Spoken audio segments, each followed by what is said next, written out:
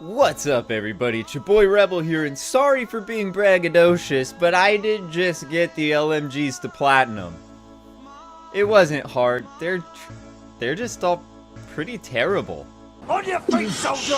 We are leaving! So what's up, everybody? How we all doing today? Hope we're all having a wonderful day. So I got the LMGs to platinum, so I think it's time for me to take a look back at them and figure out which one was best, which one was worse, and everywhere in between. So first, I kind of wanted to go over the LMGs in general in Modern Warfare and say that they are, in general, pretty bad in the game. In a game that really focuses on its high time to kill, the gun class that is most well known for having a slow ADS speed and slow handling might be the worst choice that you could have to go with. Due to the slow ADS speed, you're not going to be catching people off guard. You're going to have to be pre-aiming, and even if you are pre-aiming, if you have to adjust your aim or anything to snap onto a target and they're using a gun with a faster ADS speed, like let's say the M4A1, you are going to lose in a medium range gunfight. That same thing can be said to the longer range gunfights where you have the snipers and the marksman rifles able to take you out much quicker with a lot less recoil, because most of those would be a one-shot kill. And on top of that, of course, you're going to get beat by the MP5 and the MP7 at close range. Hands down, these guns really don't have a good place in this game. That being said, I am only ranking the base LMGs. I am not talking about the Holger in this one, although if I had to say, I would probably say it'd be close to, it would probably be at number 2 or possibly number 1. It's pretty good, and it can be turned into more of a viable assault rifle. Not a great assault rifle, but it can kind of be turned into something that would more resemble an assault rifle than an LMG, and that would probably give it a little precedence over many of these other weapons. So coming in at number 4, we have the SA-87. Oh my god, this gun is terrible.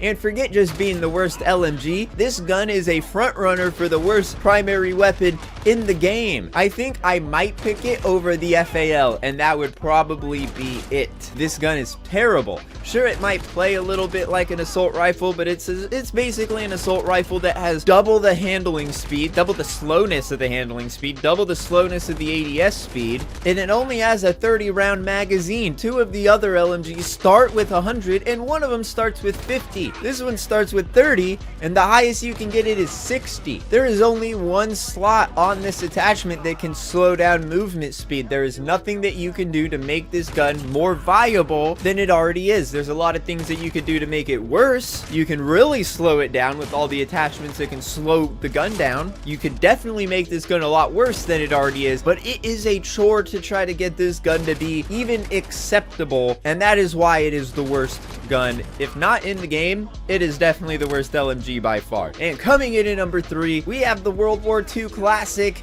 MG34. Now, I do like this one because of the nostalgia of COD World War II, but on top of that, it is just not a bad gun. It is kind of like how the Kar 98, if you were to compare it with the other sniper rifles, and you're like, it's fun, it could be cool to use, and it can be good, but there are better options out there. Yes, they have the marksman rifle class, which also has the MK2 carbine. The carbine, the lever action, another one that's kind of more of a novelty gun to use, but it is still really good. The only difference is this one might be a novelty gun. It's not that good to use. It's not that good to use. It's not that bad, but the iron sights are kind of distracting, and while I can get around with using them, it is a hindrance to it. It does only have 50 starting ammo. Yes, you can get it up to 100 at max, but that's what the other two start at, so that's kind of low, and the reload speed is just incredibly slow. And if sleight of hand actually got it under 4 seconds, then it might end up having some viability somewhere, but at the moment it really doesn't. There isn't really anything that you could do to this gun to make it to make it an outstanding weapon. You can make it bearable, you can make it moderately good,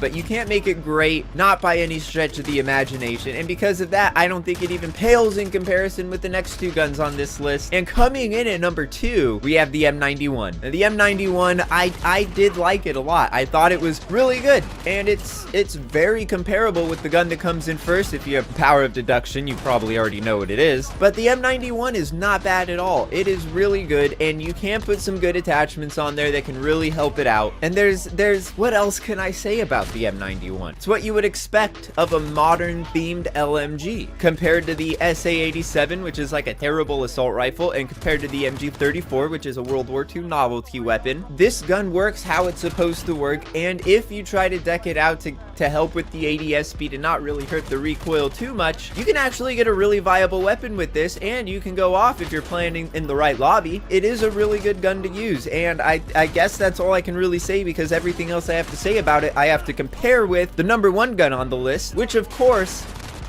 is the PKM. Now, this was the first LMG I used, and oh my god, I was like, wow, this gun's actually really good, and I thoroughly enjoy using it. And even when I played with it just to get some platinum gameplay, I was like, all right, this gun tears. This gun just tears. It's really fun to use, and the attachments it has really does set it aside from the M91. For example, the PKM is the only weapon, as far as I know, I'm pretty sure it is, the only weapon with the snatch foregrip, which comes off at an angle, which not only helps with recoil control, but also ADS speed. Two of the most important things to me when it comes to decking out my weapon with attachments, the two most important things are being benefited by one attachment, and that to me is amazing, and it really makes this weapon able to be decked out in such a way that it really does transform this into not just a fun gun to use, but a gun that fits the meta and is actually a viable weapon in standard gameplay. Yes, the M91 can come very close to the PKM, but it really isn't a contest when you compare them, unless we forget that the PKM actually slightly has a little bit better damage and a slightly better fire rate in base stats than the M91, just giving that slight edge compared to it. And then when you get into that, you got all the attachments that come for it, and oh my god, the attachments can really turn this into a gun that is it's just fun to use. I just threw it on, classed to the 4 to use, and got 2 VTOLs with it. I don't know what I was doing or what was going on, but this gun was just working with me. And compared to the other ones, even the M91 I had to play about 3 rounds with before I got acceptable gameplay, because I didn't really recall what the best attachments were for it, so I had to mess around with it, and it just took a little bit too long for me to figure out the right balance. Besides that, I noticed that I was just not jumping on targets. The PKM, I know it's placebo, I don't know what really would affect this, but it feels sticky when I'm aiming. It feels like when I go to my target, I am landing on my target, and then the sequential shots are landing as well. And on top of that,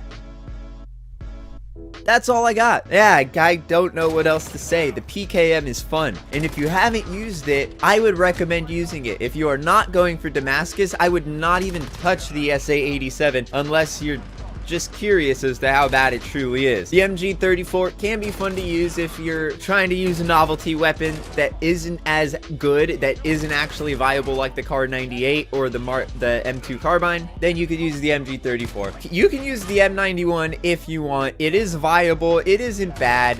It's by no stretch of the imagination is it bad.